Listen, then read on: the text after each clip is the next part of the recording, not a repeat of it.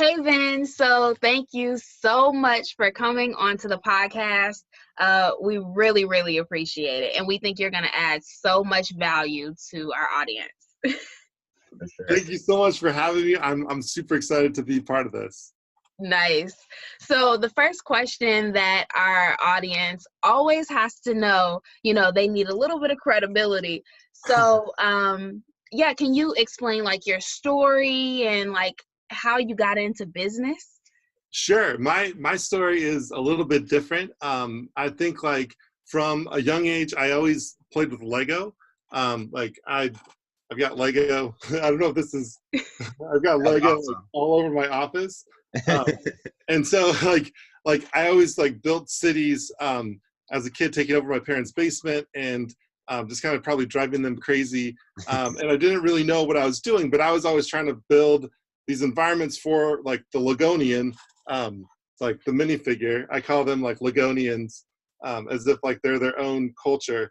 And so like I was just like really passionate about that. And that kind of led to when I got to college, I wanted to study architecture, but my dad kind of influenced me to study landscape architecture, which is what he studied. And what he's a licensed landscape architect.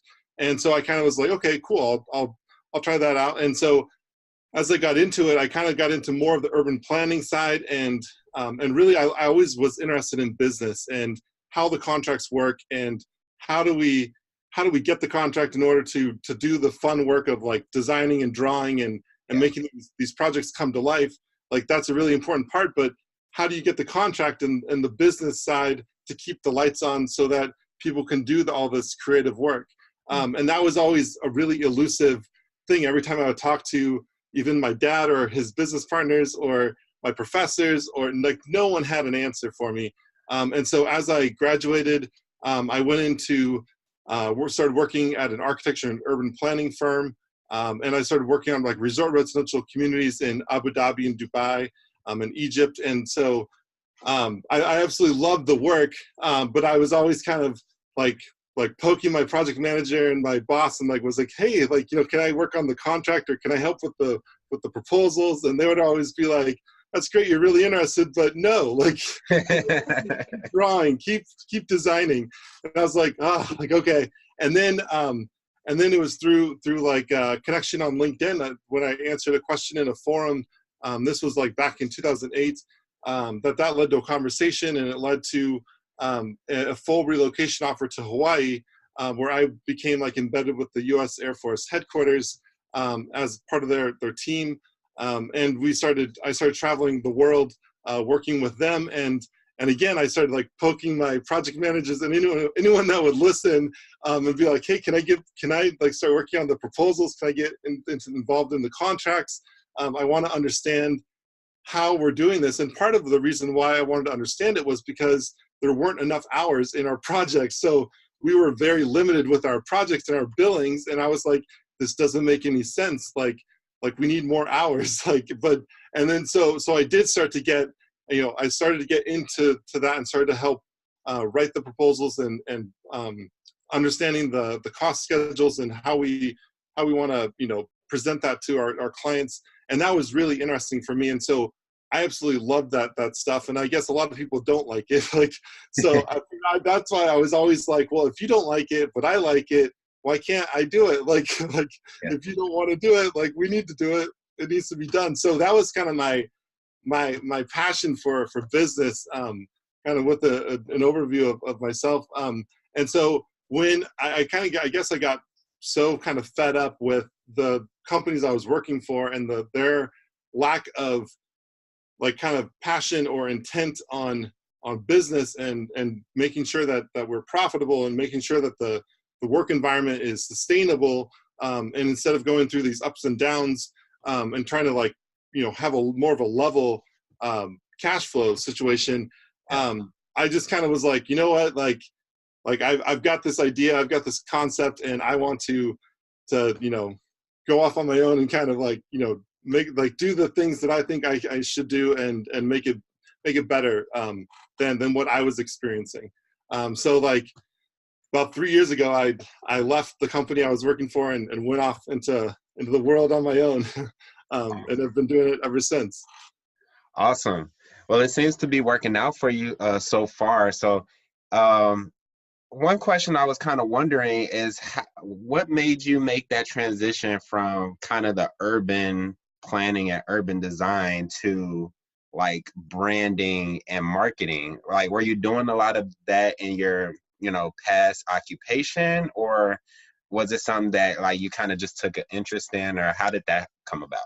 Yeah, so I get this question a lot because my background is not traditional in any sense of the word, and so it really was my work with the Air Force when we would go and meet with several different departments on a Air Force installation.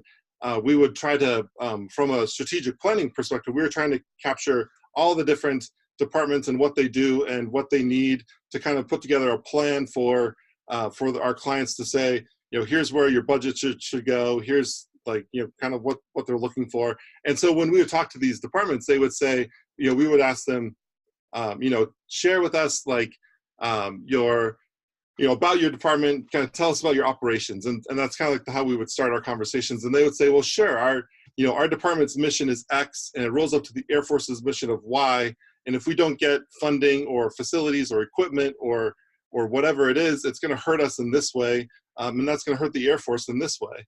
And after several interviews like that across the Pacific Theater, I was like, there's a pattern here. Like, why did all these departments know their mission statement? And why do they all know the Air Force's mission statement?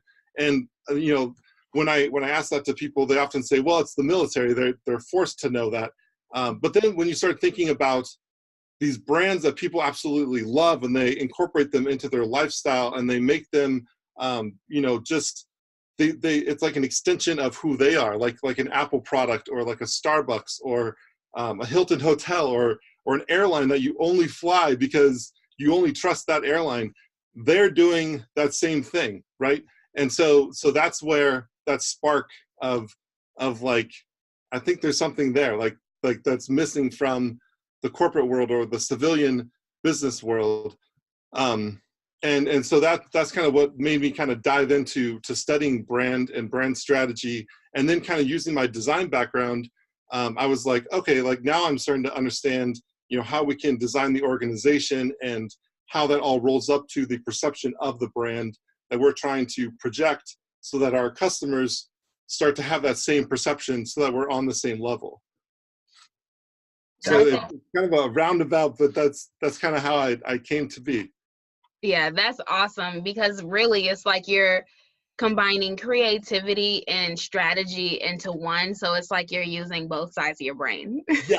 Yes. At the same time, which is amazing. Yes, exactly. Nice. So the next question that we wanted to ask is like, what is the importance of branding for like people that don't really know, that it's really, really important in business. So yeah, could you just explain that a little bit? Yeah. So, the thing about brand, when you say brand, oftentimes people think of logos or like a set of colors. And that's part of branding, but that's a very small part. Your brand is not your logo. Your logo is the culmination and the synthesis of everything that your brand stands for in this small icon, right? So we have to reverse that. So I think the biggest part about the biggest misconception about branding is that it's not just your logo or your colors or your like a flashy website or things like that. It's the depth, it's the strategy, it's the positioning, it's all the pieces behind those visuals that really is your brand. And so when you don't bother to define those, what happens? Well, people will start to define them for you. So like if you think of yourself, like for me, like I'm about 6'7", so I stand out. And people say, oh yeah, like, you're a basketball player. And I'm like, I'm not a basketball player. I'm a swimmer, but that's the perception. Or they'll say like, oh, like, like I get like, people are like, oh yeah, you must be like a pro wrestler. And I'm like, yeah, not a pro wrestler. Like, but like, it's the misperception. So I have to kind of constantly remind people of who I am and what I do and why I do it. And so that's the same thing as like our company brand. Like we want to define who we are as a brand, and then we want to get that out in front of people through brand awareness, brand exposure, and consistency across like all channels and in all communications. Because the more that you share who you are, people will then start to actually believe it. like it takes it's funny how it takes a long time. Like for a long time I was an urban planner, and now I'm a branding consultant or a communications consultant or a strategy consultant, whatever you want to call it. And so I have to kind of reposition and retell my story to all of my friends and family and colleagues who still think of me in that other way. Like, so does that kind of answer your question? Yeah, it does. And it brings to mind, like, I was listening to this one podcast before, and this guy, he would play this game where he would name an object like toothpaste and then and then ask the person, like, name the first brand or name that comes to mind. And Yes. he says he's asked people, when he says toothpaste, he's done that like I think a few dozen times. And he said every single time he either gets Colgate or Crest. So it really does prove, like, a lot of times when people are so familiar with these things, sometimes they'll go to the store just to get that brand just because that's what they're familiar with. Even though, even because it's like the best. right. Yeah, right. Exactly. And like, so along those lines, like with voice engine optimization, which is like starting to become more apparent with like Alexa and Google and Siri and Cortana and all those things. When people like start ordering via voice, what are they going to say? Are they going to say, Alexa, like, get me toothpaste? Or are they going to say, Alexa, order Crest? Right. And so that brand recognition is so important, because you want the customer to be saying your actual brand name. And so that's why it's so important to have that association of your brand with what you want to be associated for. And that's where, a lot of like professional services kind of struggle, I think, in that realm, because they offer so many services. It's like, how do you define that? How do you have that, like, one or two words that really associate with that brand? And that's something that they need to really kind of focus on, and then have these other services, but they need to focus on a couple core ones, or even just one core one, to really kind of position themselves and show the market, hey, we're brand X and this is our service, like, or this is what we provide, right? So that people kind of understand what that is. Yeah. And another thing I was kind of curious about is, I know I've just started learning this as of very, very recently, but you talked about, kind of like the personality behind the brand, letting people know who you are. What I found is that when I tried to do that, I felt like I was kind of pigeonholing myself into like this criteria, and I felt like I was cutting off all of these other potential people that I could be doing business with. And one of my other friends broke it down, and I would kind of like to hear your perspective on that, because I think a lot of businesses, they kind of keep their brand and their product and services really broad because they want to help everybody, as opposed to focusing in on one type of individual. So what is your take on that? I totally get it. My take is to go narrow and to go deep in that niche, because you can think about it from like a social media perspective. If you're trying to be everywhere on all social platforms, you're going to be a mile wide and like an inch deep. Whereas if you choose one or two social platforms, you can go a lot deeper and build a more authentic, engaging audience. And so the same is true with defining your user persona and your audience. I think you want to really define who that ideal audience is, and then maybe it so happens that someone is interested in your services or your products that isn't that ideal fit, but they still are enough of an ideal fit that you can still work with them. But knowing who exactly is the best fit for you is really critical, because the last thing you want is to take on a bunch of clients that don't fulfill you, that aren't, maybe they're grumbling about the price, or maybe they're late paying you, and like you're trying to like pick up all these clients just to have clients, and you got to kind of step back and say, do I really want to be working with them? Like, do I really want the headache and the stress that comes with that? Like, I don't, like, I certainly don't. Like, so I would, I would caution against kind of going too broad. And it has to evolve over time. You have to kind of like figure it out and stumble and fail and like, pick up a bad client and then try to like fire them like once you learn those lessons. Because it's a really tough thing to kind of, you can define this ideal audience, and then you have to actually go prove it and like find those people, right? Yeah. So it's kind of like a test, and then like, go out there and then retest and refine over time. I like it. Yeah. So you wrote a book, which I have not gotten yet, but I'm definitely going to order that this weekend, and I'm so excited to read it because you're just like a genius when it comes to branding. So with that being said, what are some of the things that makes a brand unshakable, without revealing too much of the book so people can still go buy it? Yes. So like I kind of came up with this term, like, I want my clients to be unshakable. I want them to be so confident and clear in their purpose and why their brand exists and who it is that they're serving, that, no matter the struggles or the challenges or anything that comes up, they know like they're not going to falter. Like they're going to push through it because they're unshakable in what they're trying to accomplish. That's kind of like the definition I've kind of given to the term unshakable. And so the book kind of came out of a request to teach a class on branding and culture at the Chicago Urban League's Entrepreneurship and Innovation Center. And that was like October of 2016, I think is when I taught the class. And so in my preparation of teaching that class, I wanted to give a bunch of value to the students, and I wanted them to have a takeaway. And so I did all this research, and I put together my keynote, and at the end of it, I was kind of like, I have like enough of material for like an ebook or something. And then that ebook kind of turned into a paperback because it was a lot easier to publish the paperback. And so that's kind of how the book came to be.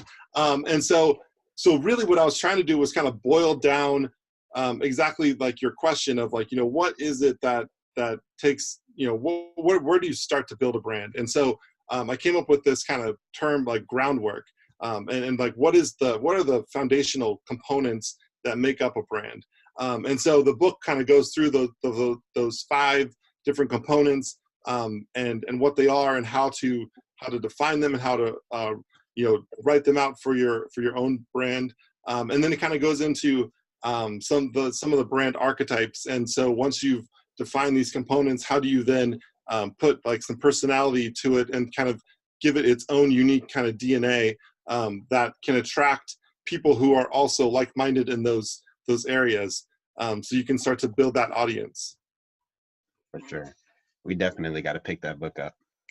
Yeah. For sure. So what are some key principles of business you learned along the way? This is the good one. I am constantly learning about business, and I think that's one of the things that I love about entrepreneurship, is because I kind of love business in general. I just think it's a cool thing. I think one of the biggest things I've learned is contracts are crucial. And a lot of people like try to turn away from contracts, or they're like, we can just shake on it. We'll figure out the details later. That, to me, all that is like a red flag.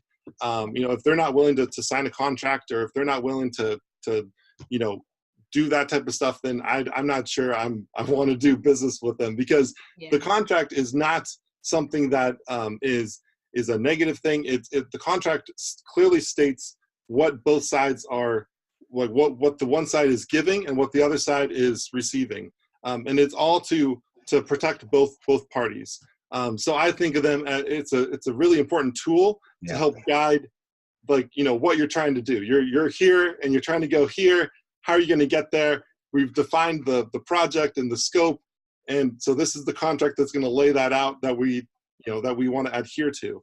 I think in simple terms, it's really important. So I think that's a really big lesson that I've learned, to stick to the contracts and refine the contract. And the other thing is to have a team. So like I have like my general outside counsel, I have my CPA, I have like vendors that I use to help fulfill projects. And I think having that team is also really critical as well. But I think in particular, the accountant and the lawyer, having those guys and being friends with them and being able to ask them questions, and like I see them like as mentors, and I have lunch with them or I have breakfast with them and I ask them as many questions as I can, like to try and understand that stuff, and to make sure like I'm doing things correctly. So that's been another kind of getting over that fear of like, oh wow, like a lawyer, like can I talk to a lawyer? Like, should I talk to a lawyer? Like, am I in trouble? What did I do? Like, but like once you get them on your team, then you're like, yeah, hey, I've got a lawyer, so I've got some protection. Like I have some guidance. They can help me write my contracts. They can help negotiate on matters that I don't know how to negotiate on. And so that's really important, I think. And then, you know, kind of summing up with that, it would be being able to ask for help, knowing when to ask for help, like kind of getting over your pride or your fear, or, you know, kind of thinking like you know it all, you know what to do, like you'll just do it yourself, kind of getting over all of that and just being like, hey, look, I need some help with this, you know, like, can you help me? Like people want to help, but you have to ask for it. Yeah.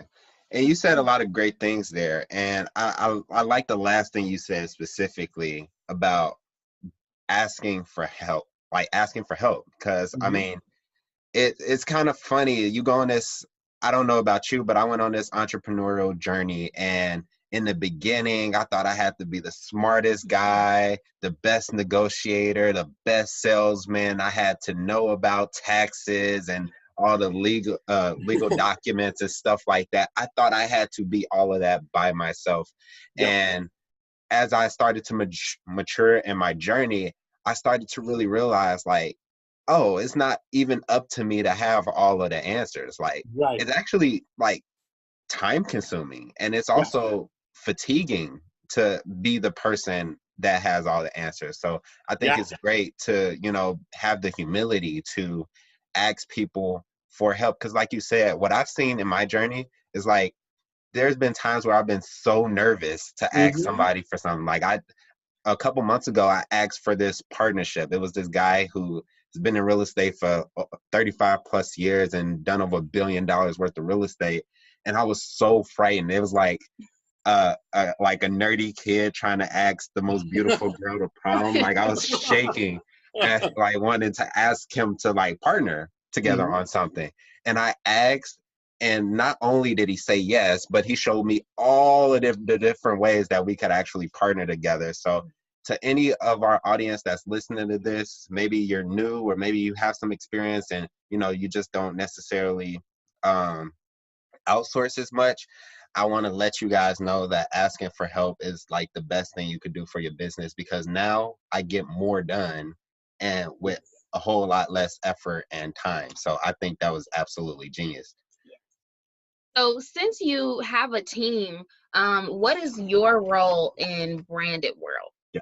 So my role is the CEO, founder. I'm the lead kind of strategist. And so what I do is I bring in clients, and then I manage all the projects and the direction of where everything will go. And then as I need to, I bring in specialists to focus on video or to focus on social media or whatever the specific tasks are. But I kind of oversee all of the projects. Okay.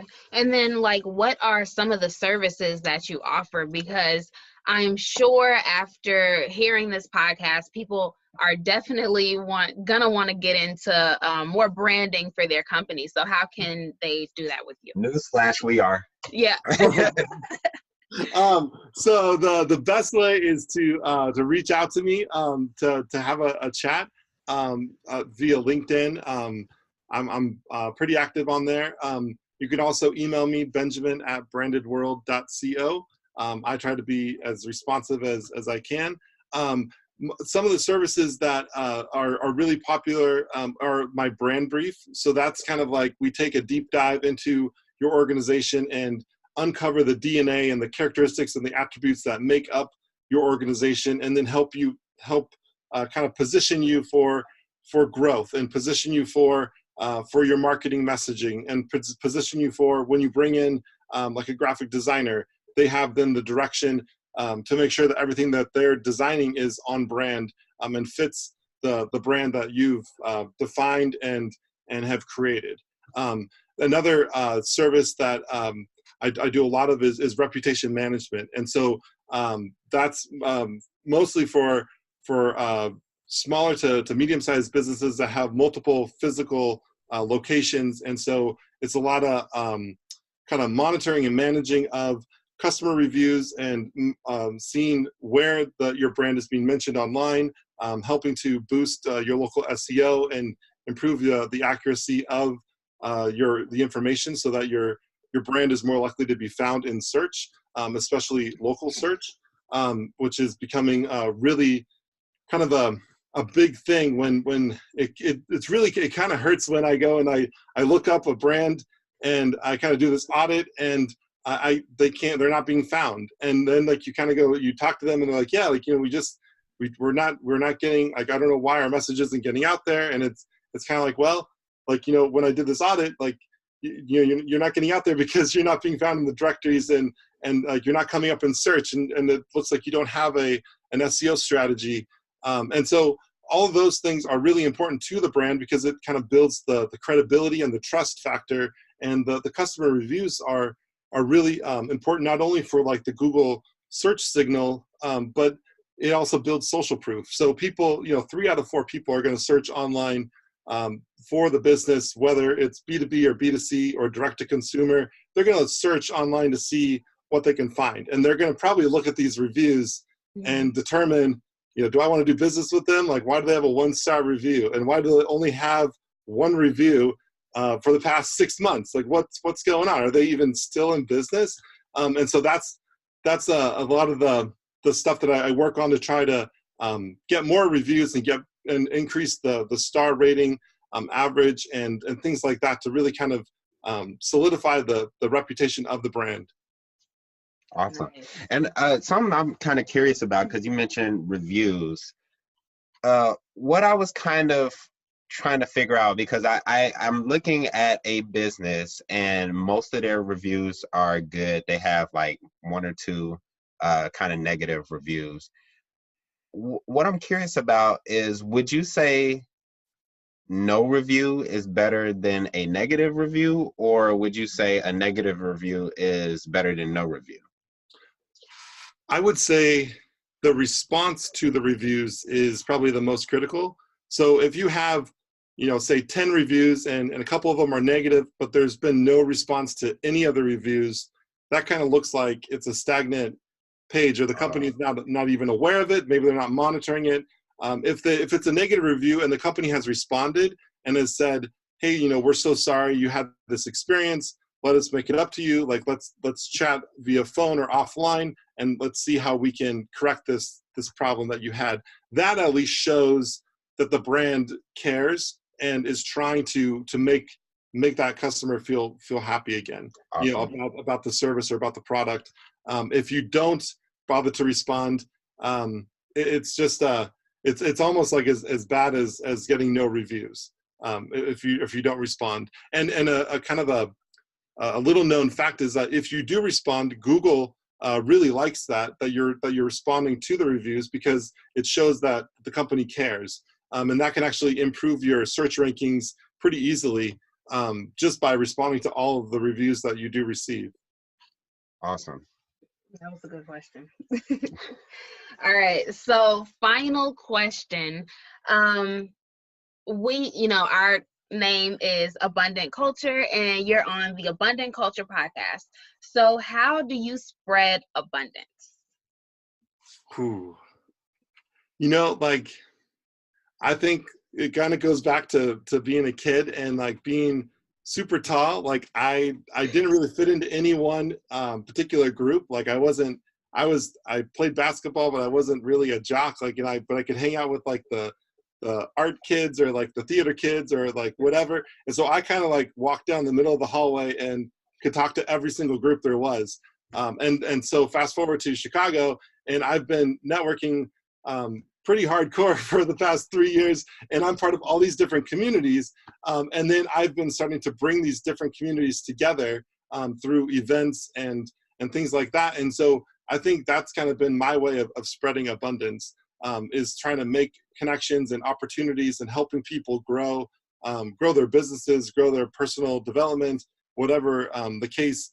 I just like to connect people. And I think that like when you make these connections and something happens, that's like the best feeling in the world. For sure. Nice. So if any of you guys are ever in Chicago, Ben, you co-host a networking event, right? A meetup? Yeah, I do. Nice. Yeah. So it's called the Entrepreneurs Workshop. Yeah. So look that up on Meetup if you're in Chicago, and if you like to meet Ben in person. Yeah. For sure. We'll probably be there as well. So Right. So thank you so much for coming onto the podcast and just giving all of this knowledge and advice. We really do appreciate it. we might have to have you on for a sequel. Yeah. I would love that. Thank you so much for having me. This has been a lot of fun. Thank you. Awesome. Thanks.